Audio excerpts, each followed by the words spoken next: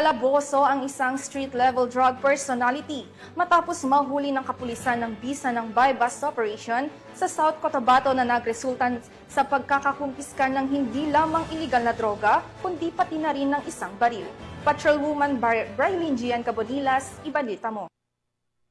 Ng mga otoridad ang iligal na droga at baril sa isang street-level individual sa isinagawang buy-bust operation sa Barangay GPS, Coronadal City, South Cotabato nito lamang ika-8 ng Hulyo 2025. Kinilala ni Police Lieutenant Colonel Peter L. Pinalgan Jr., hepe ng Coronadal City Police Station, ang suspect na si alias Bugoy, 30 taong gulang, isang vendor at residente ng poblasyon Tantangan, South Cotabato. Bandang alas 9 ng gabi nang isinagawa ng mga tauhan ng Coronadal City Police Station kasama ang South Cotabato Provincial Police Drug Enforcement Unit at 1st South Cotabato Provincial Mobile Force Company ang buy-bust operation kung saan naaresto ang suspect.